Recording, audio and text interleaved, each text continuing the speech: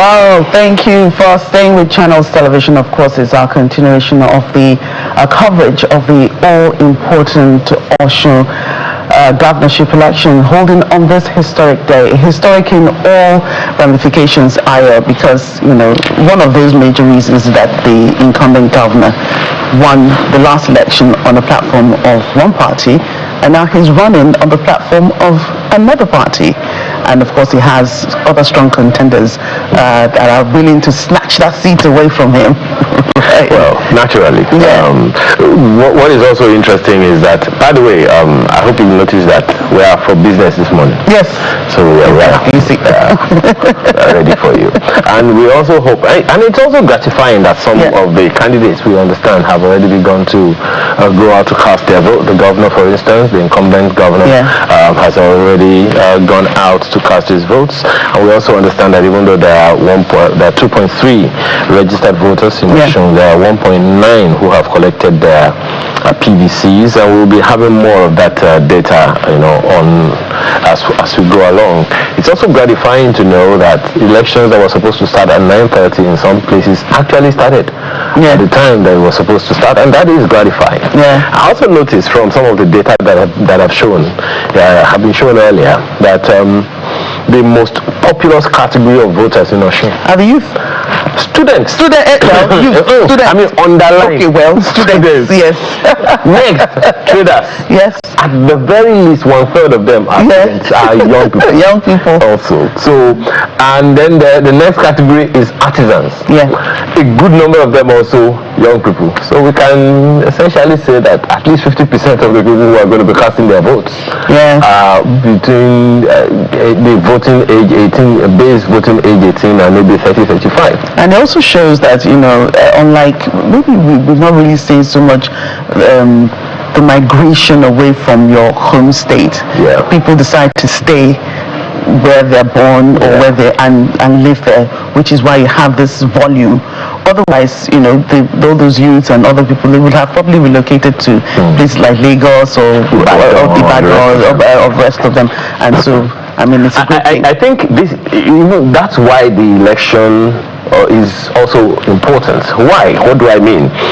If every state government does what they are supposed to do, there will be little or no need whatsoever for people to migrate for economic or employment or labor reasons. There will be no need, no reason.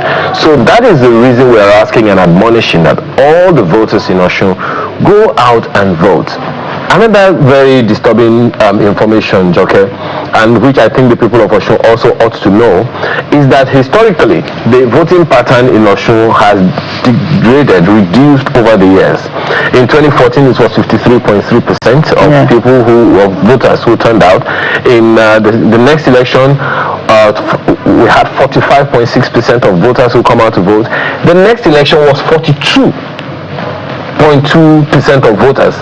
The next election, 2023, 38.7% of voters. See, it's reducing by the day.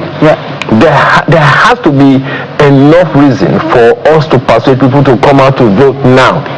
Don't let all of that, and I'm also glad, look at the turnout of voters that we've been seeing on the screen. And you know that for this year's election, there's a question mark on voting pattern. How many years? So you will determine. You are the one that is going to determine if it's going to still drop or if we're going to see a sharp increase. In fact, I would love to see more than 50%. Right. I would very, very, very, very much love to see more than 50%. And the information that is also on your screen right now is the voters, the registered voters in Osun State. You have registered to vote, but a good number of them, about 19% or 18.something% of voters have not collected their PVCs, which is fine. 81.something% of people who should have collected their PVCs. That tells me something. That tells me that all the people who are supposed to vote, they are still alive. At least they have their PVCs. Okay. Like, God forbid anything happens, some people, anything, at least it will not be up to 50%. So let's say 1.9% of people will come out to vote. Let's see 50%, at least 50% of that number come out to vote. Yes, and then when we talk about that and the pattern of voting, we have some key local government areas to watch out for. Number one is Osogbo, which is in the central area of the state. It has 167,704 voters.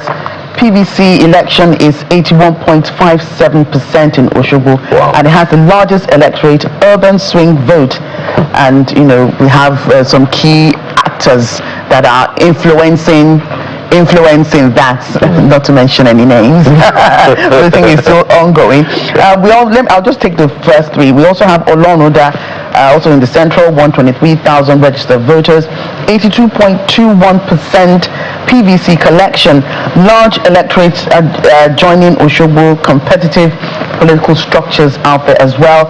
And then we have Ife Central, 122,454 registered voters, 78.48% PVC collection rate, large Ife vote, competing elite candidate networks.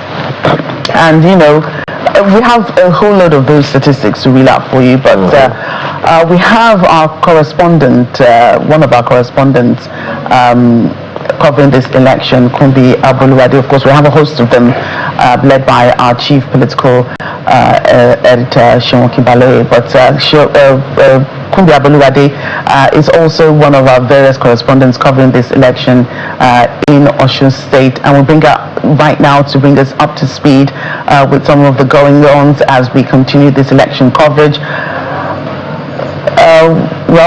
We'll get back to Kumbi in just a little while so that she can, gather those figures for us and tell us what exactly is going on where she is. Absolutely. There are several other things, that one has to consider. I love, when the build-up was so high and hot and everyone was talking about election violence, something in my head is playing history. Most of the time you hear, violence, then the next thing on the election day, no violence. There's peace in Israel. Yes. So that is why I am confident and I'm courageous enough to tell the voter, go out and vote, because I won't forget what late Ogbeni Arakunrin Akeredolu said when politicians are making noise and saying all those things. He said they are political gunshots. The political gunshots don't kill people. But unfortunately in Osun State, we gathered that about 29 people have been killed. Is that a result of political, gunshots, or really the rhetorics that we hear and that we see and all of that? We also understand, the senator who is in the eye of the storm now has reported himself, at least gone to the police station to answer some questions. Amnesty International is saying, no, we are not going to take it to law. We are going to make an example of somebody.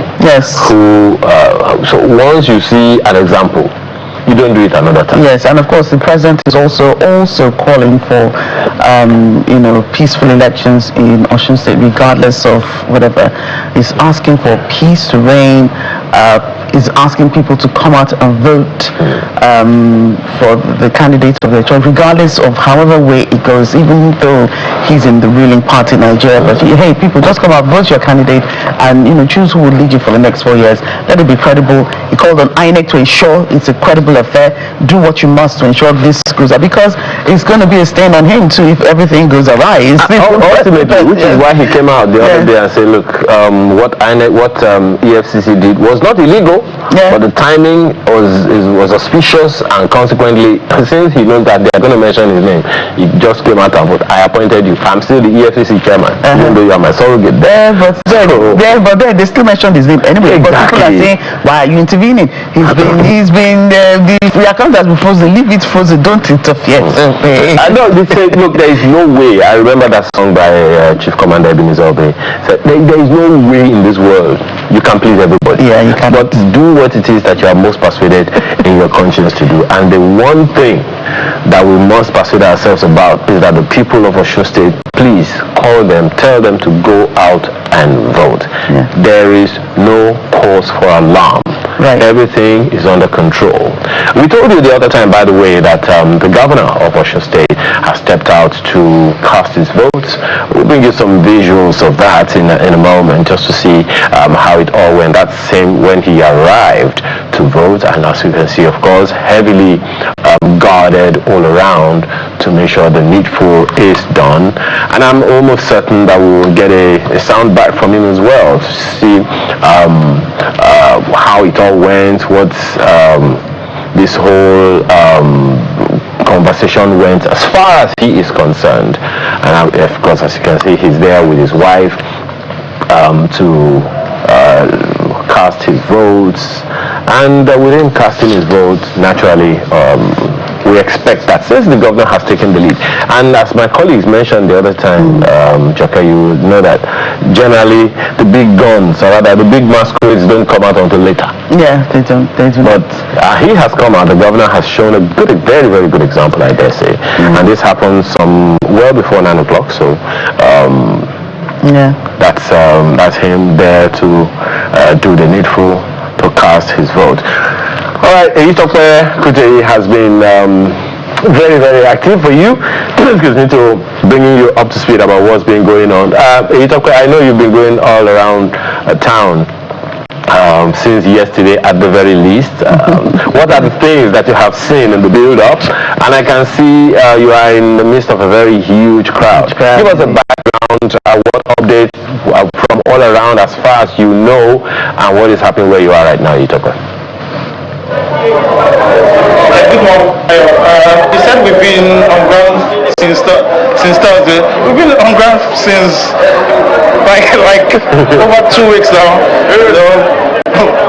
Myself and my colleagues trying to bring you up to speed and Nigerians up to speed with what is happening around the Osun State governorship election. Here I'm at AUD Grammar School in Atile Ikire, Irewole local government area of Osun State, and this is Unit 3, Ward 9. We have about 1,170 registered voters here at this polling unit, and as you can see behind me, we have a lot of people here who are here early enough at about 7 a.m. waiting to discharge their civic responsibility. But the electoral process started around 8:30 because the election officials got here very early, and they are giving preference to elderly people. You know, you could see some elderly people here. You could just come around sitting, and they're giving them preference to ensure that they vote and leave the stage. I've been monitoring the process. If you see, the beaver machine has been working, and everything has been going smoothly here. We have a large crowd here, so because we have about 1,170 registered voters at this polling unit in Atile Irewole local government area of Osun State. Hearing that there is such a huge crowd of people there with you, trying to make sure that they cast their votes. Tell us what the mood is in that environment. Do you notice, I mean, you know there was a build-up of all kinds of noise about insecurity. What can you tell us about the mood of the people as far as all that insecurity scare was compared to what we have on ground now, where you are? Okay, I think to the build up to the election, the scare, violence has nothing on these people, because if you see the enthusiasm on their faces, they are willing to discharge their civic responsibility. They came out early enough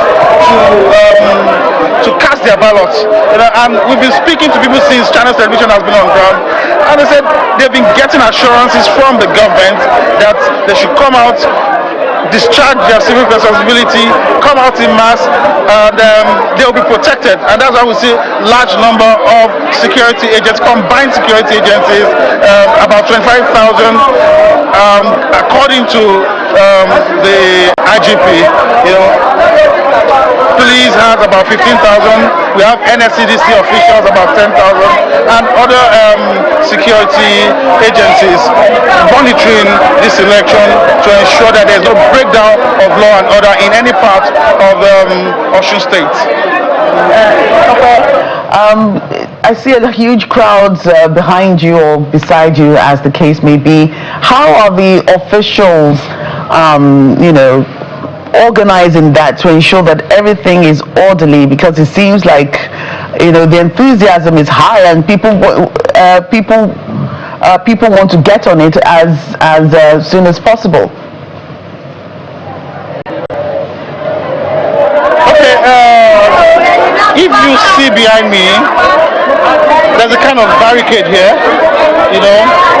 No one except you're voting, except you're going there to get accredited and vote. No one is allowed to pass. No one is allowed to pass this barricade here. People are seated on this other end. You could see elderly people sitting. Then on the queue too, you can see, and the security agents are there to ensure that everything is orderly. So for now, I think it's been put under control.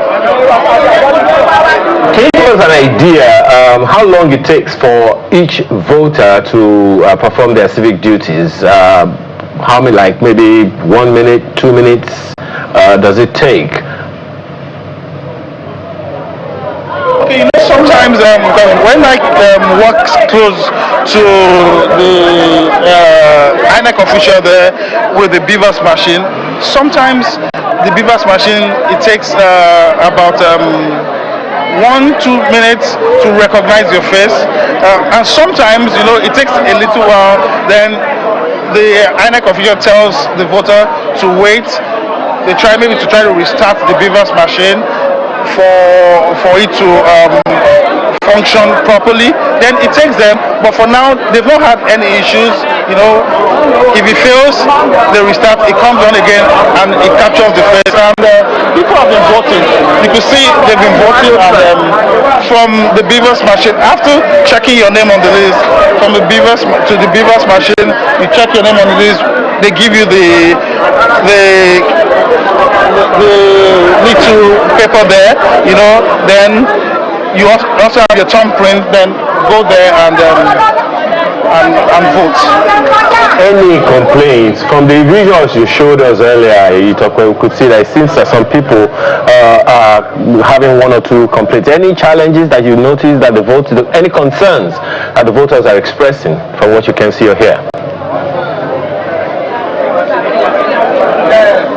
No, for now there are no challenges. They're not complaining. Only for them to just stay orderly. Then, as usual, journalists, we have 1 or 2 issues with security agencies about trespassing 1 or 2 the barricaded areas. Except for that, there's not been issues here. All right, thank you very much, Itodo. We trust that you are being safe. You've been there for 2 weeks, so you've been safe. And I'm really glad to hear that all this insecurity scare has nothing on the people. And very, very enlightened people know that. Thank you so much for your job, and I'm sure we'll get back to you shortly. Thank you. Well, let's get back into the studio and studios both here in Lagos and in Osun. We have a panel joining us this morning. In the studio with us here we have Mr. Oluseyi, Oyebisi, Executive Director of Nigeria Network of NGOs. Thank you so much for your time today. We also have the convener of the Nigerian Civil Society Situation Room, NLB, joining us on ground right there in Osun State, as you can see. And somewhere around there we have Samson Itodo, who is also the founder and director Yaga Africa. Thank you so much, lady and gentlemen. Let me begin with you, Mr. Oyebisi. I am very happy with what I got now from Itodo, that all of that noise had nothing on the people whatsoever. Yes. What are your thoughts on that? Would we say that it's because the voter awareness was strong enough, or what's your take? Maybe my take would be to say those you probably see there would be party members. Oh, really? Just assuming. Who would have the temperament and the DNA for elections? They seem to have the capacity to understand that. Get there early, vote early, sit there and monitor your elections. Right. So that is my courteous assumption. Right. So if I can stay with this assumption, apologies. You say party members. You know, we've had some serious crisscrossing ahead of this election. For instance, the incumbent governor crossed from one party to another. What party members would you say are there for him? What party members are party members? I wouldn't know. So it would be followers who migrated to another, party. Because again, one thing we keep forgetting is that the party members are consistent. Yeah. Especially those rural areas. Yeah, they know where to go to vote. There are conversations that they've been having up until today. Right? So it's a conscious assumption. I'm not in the field, but I'm saying what I'm seeing there, given what I understand little about, politics and party membership. Let's confirm that assumption with Madam NLB, who is of the Situation Room, Nigerian Civil Society Situation Room. Madam, I don't know if you heard Mr. Oyebisi saying that most of the people that he can see his courteous assumption. He used courteous assumption, not just an assumption. That the possibility is that most of them are party members. From what you can see on ground, can you validate that, or what are your thoughts? I think initially people were, I want to just state clear that I'm former convener and still a member of the Nigerian Civil Society Situation Room. I handed over to YZ. I think the issue of voter education, which you had asked earlier, in terms of voter education, not much voter education is happening. When they kick off with the campaigns went on. And so people have been, there is a party campaigning that is going on, not political education. And so when we are talking about, how far people have gone or how they are moving, it calls to a lot of questions. People were cautious early in the morning because of the tension that has been on, and they pull out, but now there is massive, I think the turnout is getting more massive. People are really coming out, and we are excited being on ground here that they are coming out. It's not because of the party motivation. They should understand that, Osun citizens, they have the right to choose their leader. They have the right to choose who they want. I was in one of the polling units this morning where the party agents were gathered, but the way they positioned the voting cubicle, one of the party agents said it was not right, because people will watch you from where you are voting, and the EO immediately, whoever the election officer there was able to move it properly, and everybody looked at it and said, yes, this is where it should be.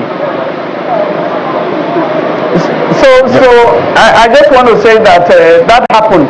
But I want to tell anybody, the security officers, that something is happening in Modakeke, Ward 10, where they said people dressed in a police uniform came and threw tear gas. The polling unit Modakeke, around the rack there, that they threw polling unit and they carted away all the voting materials, in that ward. They need to reach, in terms of getting to sort out that situation. Very much for that. I'm pretty sure that whoever it is that needs to do anything there has to be aware and get to it immediately. But it's also exciting and gratifying what you just said now, and delineating between what you call voter awareness and what you call campaigning. How significant is that for you, Mr. Oyebisi? I mean, it's very significant, because when you look at the need for there to be voter awareness, it means that we're not waiting till we have an election. We would have done all of the ABCDs of citizen sensitization that needs to go with that. And that's why, again, I'm coming back to say that happens more at the political level, within the political parties, all right, because the structures are there, so they know when not to thumbprint outside of the boxes. They know how election happens every day. Not many citizens knows that. I mean, you were just talking about what one of the former governors said that when we throw the jibes, it's political gunshot. I don't know that as a regular citizen, but a typical party member knows that and is already used to that. To say, don't worry, on election day nothing would happen. We'll go out there and vote. So that's why I want us to start focusing on the need for that awareness, such that it can help us to improve on voter participation and even the process itself. Okay. All right. Well, Kumbi Abolade, our current correspondent, is also joining us to give us an update. We've been trying to get through to you earlier, Kumbi. Where are you right now, and what's the update you have for us? Good morning. I am currently at Itodo local government area, Unit 4, Ward 4, Unit 13. And currently, you can see that voting has actually commenced.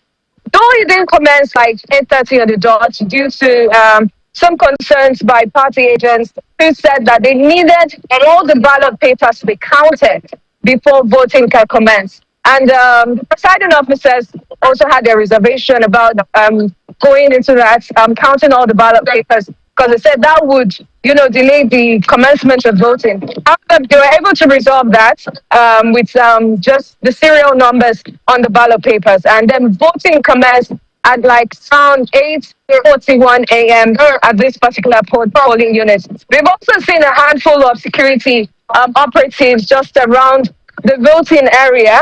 We're moving there so that you can see them. And then you would also see just right around this area, you see that accreditation is also going on. Elderly persons as well as middle age and all of that have been accredited. We've seen quite a number of persons cast their votes here this morning. And voting is still ongoing, as you can see right here at this polling unit. INEC has told us that they would conduct a credible election, and there will be no, there will be no heat whatsoever during the electioneering process. So we're going to take their word for it and take them accountable for whatever goes wrong. But so far, so good. Everything is going on orderly as expected. Is it strange, Kumbi, that there are so many people out to vote this early in the day, given all of the furore and hula baloo about insecurity before today? Well, I feel like these voters were not deterred by the violence that that we saw during the campaign season, and also the fact that we've seen quite a number of security operatives being deployed around the area. In fact, when we're on our way to this particular local government area, we're asked to come down, and then they searched us. The military at some checkpoints had to search us, regardless of the fact that we had the election tag, and this tag as well as the sticker from INEC. We're still searched, but that's by the way. I mean, they feel safe. I believe they feel safe, and they're enthusiastic to exercise this civic responsibility of theirs. Their PVCs come out to vote. From what you can see, what can we do to increase the numbers, to begin to reverse that downward trend from this election? It's a question of trust deficit that has been implanted in the hearts of people already. This particular election is a test for all of us. It's a test for the system. It's a test for the security. And if they are able to do something positive, that these people that are voting now, if their votes can count, or if their vote is counting, and it showed that their votes, they voted and the vote counted, it will help us in the 2027 general election. And then the civic education, there is no replacement for it. The issue of civic education, now campaigns for the general election is about to begin, but have you seen any sign of civic education itself? National Orientation Agency is the owner, or I will say that they are the information bearer, for the federal government or for the system itself, but they are not enabled to be able to perform their duties. They are in the 774 local governments. They have capacity. All of their representatives are political scientists. Are they allowed to function? In some of the educative things that we have done, we try to involve them, and where we involve them, it created, it made a difference. So I think it's important for civic education which should be conducted by both the political parties to be ongoing. You said you have members, you have 14 million or you have 10 million and so on. What is happening really on ground, shows that we are not communicating with the people, except on voting day, then you pull out people. This is a life-giving thing, because the lifeblood of democracy itself is active citizenship. People should be able to go out and vote and be protected. We hope that the security agencies will be neutral. What we are hearing from Modakeke, I hope they will check it up. And yesterday, a car I just dropped from, when they went further, they saw an unmarked car that were shooting and dispersing people. We didn't know what happened, but they ran away eventually when they saw that people were coming close to them. So the security agencies should be very vigilant, and I know they will do a great job. We have the assurance that they will do a great job. We went to meet them. We went to the police headquarters yesterday. All the agencies are on ground. INEC, despite the late arrival of the sensitive materials, we are having positive report in terms of the starting of polls. In about 2 hours or thereabout, we'll be able to give some of the updates in terms of movement. But we are excited so far that I think it's been more peaceful, because of the tension that was going on, led to the, before the voting day itself. So yesterday morning, a lot of tension all over the place, but I'm happy that the turnout is better. We hope that we continue to encourage the citizens, but the trust in this election, allowing neutrality and impartiality, and INEC conducting itself properly, will help a great deal. Absolutely. Well, let's quickly jump to, and that's a very, very critical element that you've mentioned there, the issue of trust. Let's check with Samson Itodo what his thoughts are on that. How significantly will you say that the turnout has indicated any trust or a lack of it? Your organization put out that data showing us the trajectory, the voting pattern over the past 4 election cycles in Osun State specifically. And there are 3 question marks on that document, by the way, that says, okay, what's it going to be today? And Madam NLB says, if that number is going to improve this time around, trust is a major ingredient. What are your thoughts on that? And from what you can see so far, and from the minimum information you may have now, do you think there's any indication that trust is out to play, given the turnout and the early turnout that we have seen so far? Well, thank you very much, I think let's look at 3 issues that dominate the opening of this election. The first is that the polling units open early. At Yaga Africa, we can authoritatively report that based on our representative sample of polling units, that in 78% of polling units, voting, accreditation and voting commenced at 8:30. Against the background of the late deployment of materials due to the last-minute court judgment that disrupted the logistics, this, we must say, is commendable. The second point is the turnout that we've seen on the part of the voters. We are not in a position at this moment to issue authoritative data or projections about the turnout, but based on what we have seen across polling units, the enthusiasm on the part of the voters, the fact that voters showed up at the polling unit even before INEC officials arrived, attests to one, their resilience. These elections have been signposted with lots of violence and political brigandage, including fatalities that were recorded, about 35 of them.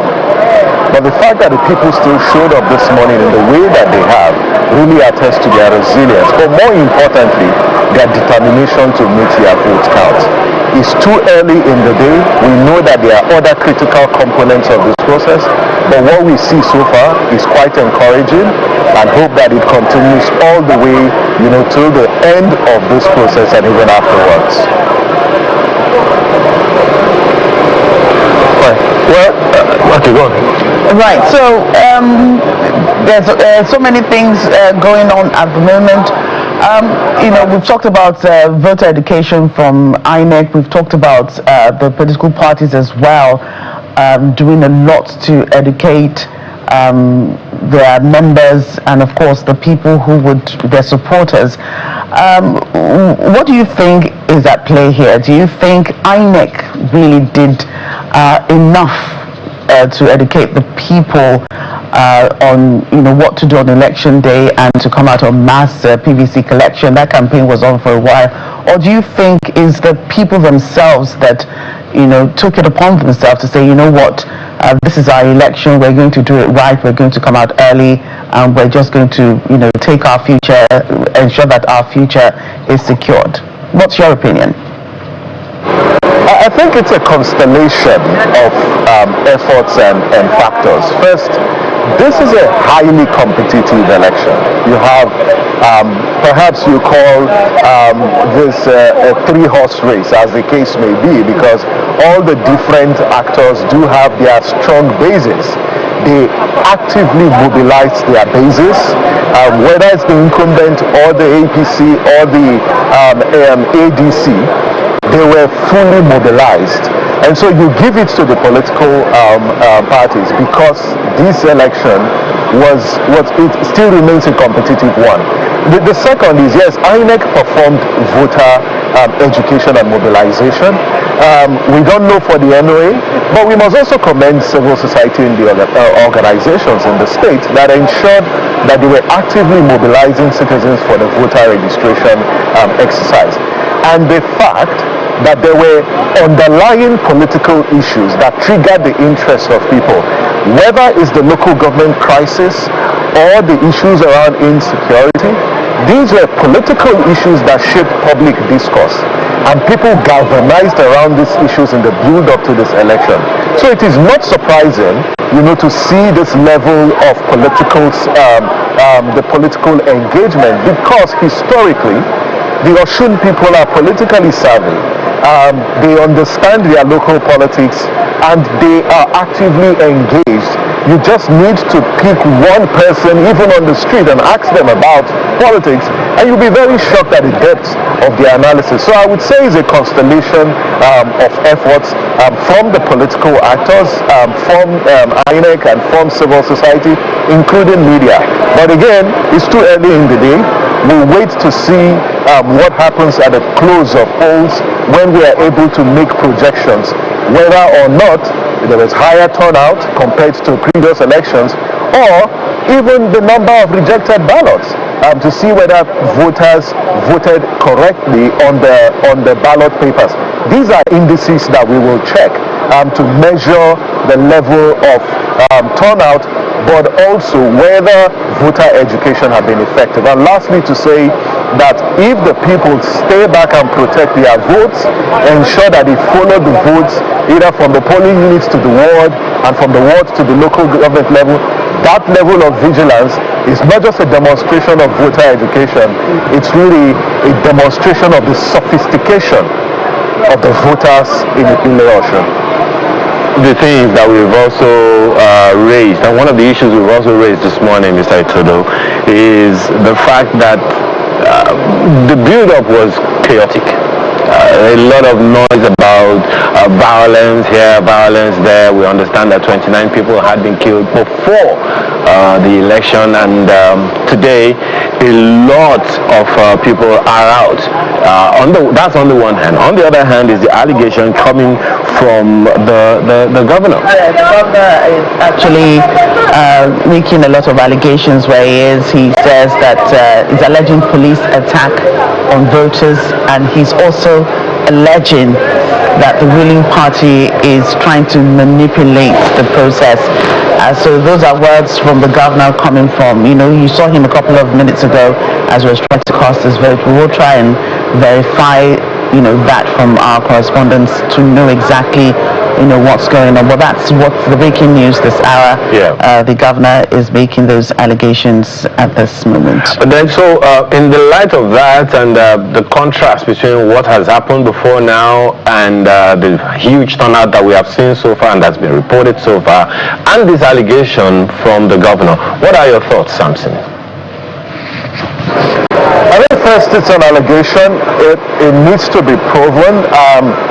I am not in a position to confirm or repudiate that particular claim. I think it needs to be thoroughly investigated.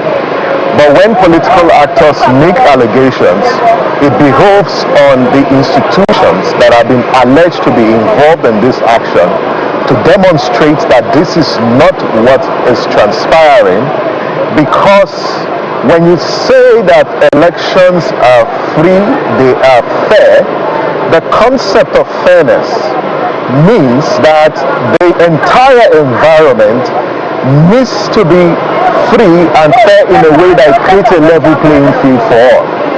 A situation where security agencies are alleged to be involved in intimidation, I think that is a serious, very serious allegation, and that should not be taken lightly.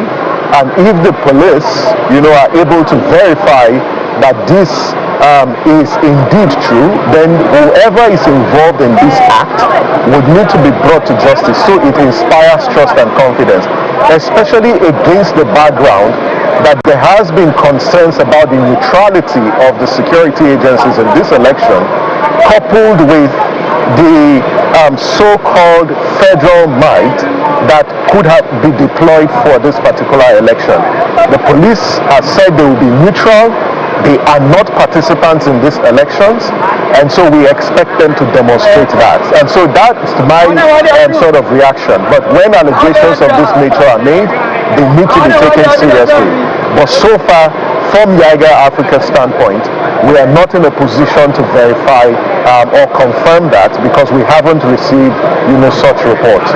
I'll get to Mr. Oyebisi in a moment, but I just want us to, the issue I would like you to also interrogate in that same light of insecurity or lack of it, is the build-up in contrast with the build-up of violence, rhetoric, and the killings that had gone ahead. Contrast that with the turnout that we're seeing so far. It would seem like the people either don't reckon with all of the noise, or they didn't get the memo that there is any insecurity out there. Well, I think that it's a combination of both. The fact that they showed up, and by the way, this is Oshobo. The people are quite politically savvy. They are not pushovers. So I think that yes, they have defied, those threats. But again, it's early in the day. We'll wait to see what happens across board. But I think for the voters who are at home, you can see your counterparts and contemporaries are the polling units. Election is taking place, and it's taking place under a safe environment, at least in this location and in other locations. So please come out. But we must, continue to observe this process to ensure that voters are able to access the polling unit, and there isn't any intimidation by any security agent preventing, voters from coming to the polling unit to access the polling unit and cast their vote, but even what happens afterwards. And we're very concerned and interested in what happens afterwards, because when accredited observers don't have access, to the polling unit, when party agents don't have access to the polling unit because they are either intimidated by security agencies, it undermines the credibility of the process. And just to say finally, that a compromised process cannot produce a credible outcome. Therefore, the process that has begun will need to continue to stay credible, transparent, so that the overall outcome, and its legitimacy would not be questioned whatsoever. That's why some of the allegations that are coming up need to be taken seriously, and we hope that the police can also respond, to inspire confidence in the minds of political stakeholders that the police is not interested in this election as a participant, but their mandate is to provide protection for all citizens and all stakeholders, and not just a particular segment of the political class. Right. Thank you again, Samson. for your contributions there. And it gets quite interesting, Mr. Oyebisi. I'm sure you've been listening intently and just absorbing and taking in everything that's been said so far. But really, that allegation by the governor, who we just saw, cast his vote, what do you make of it vis-a-vis, of course, all the rhetoric that we've heard, as you just pointed out, and the fact that some of our correspondents on ground, actually saying that the noise before the election, it's like there was storm and then there's calm after the storm. Nothing like that, no violence, everything peaceful. Voting started on time in like 78% of the polling units, like Mr. Enobi rightly stated. So, I mean, why do you think there could be attack by police as the governor alleges? We haven't verified that, but I'm sure we will in the course of the morning. I mean, again, it's an allegation. Yeah. And I'm sure the governor is assumed to be the chief security officer of the state. And we would again assume that he would have evidence for whatever he may have said. And when that evidence is produced, like Samson said, it would be the role of the institutions involved to ensure that justice is served, right, so that it can be a deterrent. Particularly now that we're going into 2027. Any complaints that is issued or given now, we must ensure that they are properly investigated and that the truth is, in the open, and that whoever may have perpetuated that goes through a disciplinary action that deters others from being able to do that. The other flip side of that within the conversation also is to begin to now look at the civic education part, and go back to how we started the conversation when I was courteously assuming that those we saw early could be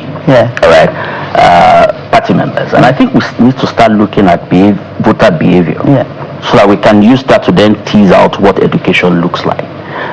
Resilience most times is built into the DNA of an average party member. Resilience may not have been built into my own system as a normal citizen who goes to work 9 to 5 and come back and wants to vote. So those voter patterns, those voter behaviors, I think would help our education a lot, such that when we are talking to citizens about the need to go out and vote, we are putting signs and some delineation to say, okay, who are the people that we are likely to foresee? Who are those that may come 11 to 5? All of that may help us in thinking through how we, look at voter participation. Because if I'm a political party, I'm allowed to have members. Aren't my members allowed? My members must come to vote. And that will be counted as part of the citizens themselves. But how do we begin to now separate that so that we get a real sense of, okay, who are the party members that registered within this election time, whatever? Who are those that came out to vote? Who are those that are citizens who are just who are not carrying? It's not that we are discriminating. We're only using that to get what full voter participation truly looks like. And this will be my opinion to how best we can now put science to, okay, how do I educate an average citizen who isn't part of any structure, who doesn't know the ABC of election? How do I educate them? And this is where civil society comes in. And that's why we always tell government that when you decide to muffle the space for civil society organizations to act, it bounces back both on the economy and also on the democracy that we practice. As Samson has said, you find that voter education is happening between political parties, INEC, and civil society largely. Okay. Now, when you don't allow civil society to play that role, then you would have this type of results where not everyone, we're expecting 50%. I'm in faith with you. I want 50%, 60, 70. However, let's wait till the end of the Yes, and because now we're saying that this is the last off-cycle election before elections kick off in January for the 2027 general election. And, all eyes are on INEC, all eyes are on the political parties, all eyes are on, everyone really to see how they pull this off. And with the numbers, that we're seeing, as you mentioned just now, the election, the numbers according to the patterns in Osun State have been declining, from all the other election cycles. what do you think is likely to happen in this particular election going into next year's election? How do you think it's going to the litmus test? What do you think the pass rate will be like for INEC in the list? Because I ask that because we, irrespective of the fact that there was a last minute addition of the one of the parties, the SDP, I think, 78% of the polling units. Elections began at 8:30 a.m., which means INEC really worked really hard to ensure that you will not make us fail. We will do these things. So, what do you think? Yeah, I'm an incurable optimist. Yeah. But don't forget that this is just an off-cycle election. It's just one state. When you take it back to 2027, you're looking at 36 states from the FCT. However, it is impressive. I mean, 78% would be an A or AB, right? So, again, till the final analysis from Yaga and INEC comes out, we would continue to say 78%, which is fine. Yeah. However, we still also have to wait till the end of the whole elections to look at whether the beavers would work 110% the way it should work, whether we won't have issues of violence, right, which we don't want and we don't pray for or look out for. We also have to look out for issues around voter inducement, right, to be sure that those did not happen, and if they do happen, what is the system mechanism for curbing that towards 2027. I think we should also pay attention to the election rhetorics that may have happened and the denials that we're seeing along the lines of artificial intelligence. Right, the main person in the eyes of the storm has said, I'm not sure whether that is also true, but it's AI. Right, so we need to start looking at the role that AI will play within the 2027 elections around audio deepfakes and video deepfakes, including using legitimate media outfits, using cloning them to credit, put credit on some candidates or discrediting candidates and all of that. We're already seeing that playing out subtly. We need to focus and pay attention to some of those things. As for the voter turnout, we will manage 100%. Yeah. 110 that you're talking about. Emperor Simon is also on queue now, ready to give us some updates. Good morning, Emperor. I don't know whether to say, I hope you're having fun, but what's the outlook where you are right now?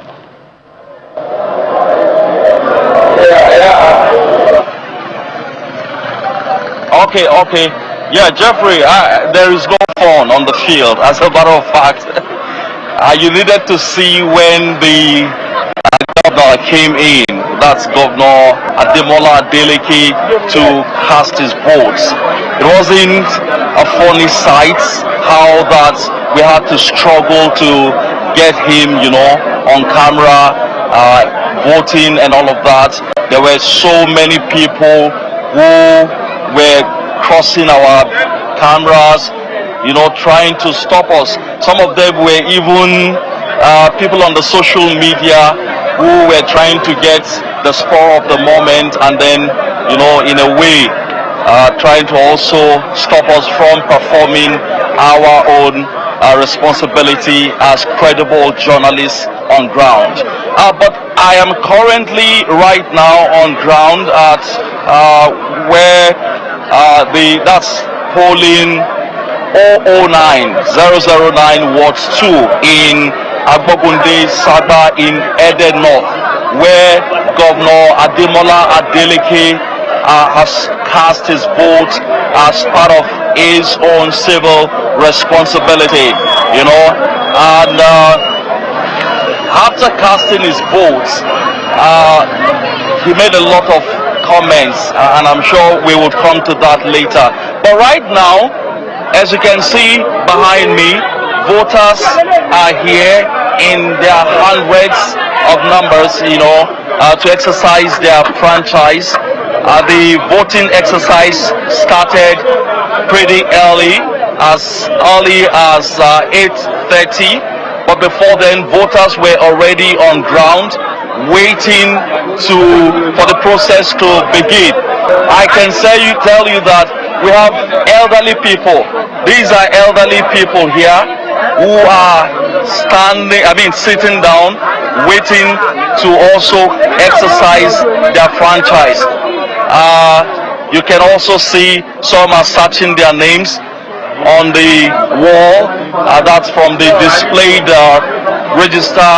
voters register. So all is going on smoothly. Let me also take you to where the main process is taking place. Yeah, so this is where voters are being captured, and then you can see some of the polling officers also sorting out things. So it's going on smoothly right now.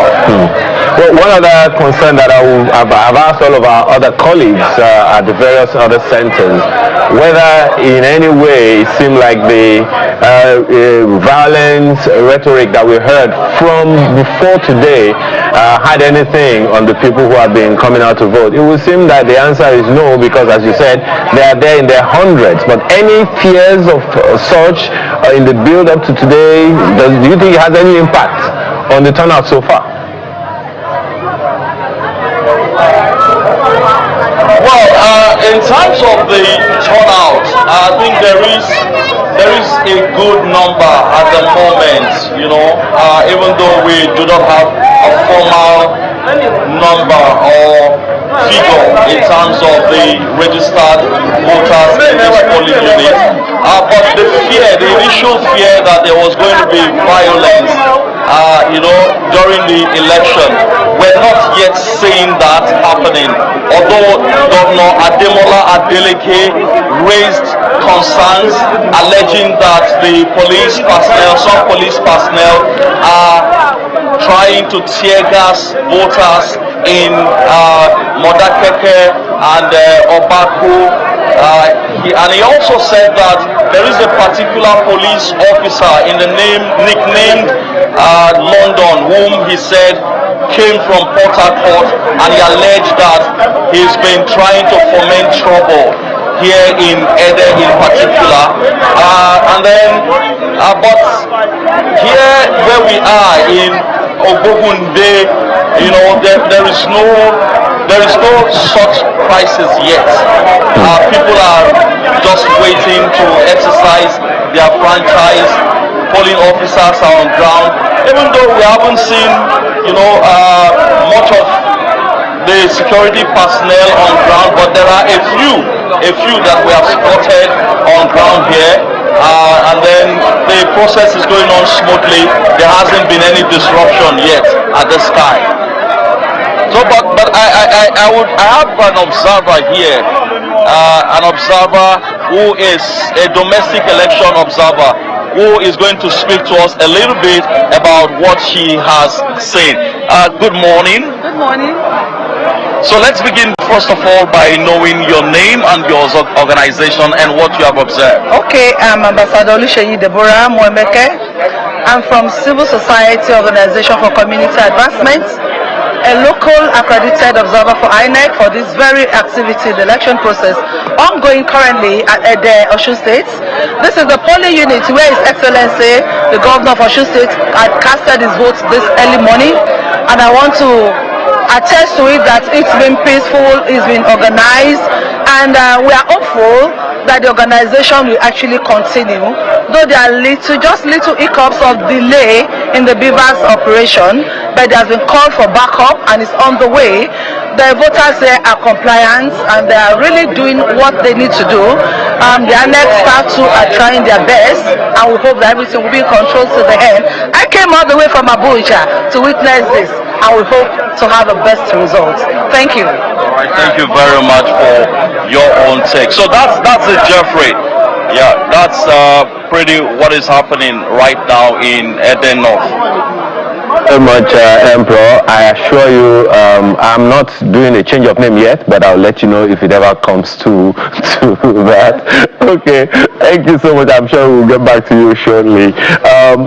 Let's quickly go back to Madam NLB and Samson Itodo before we let them go. Madam, one quick question for you.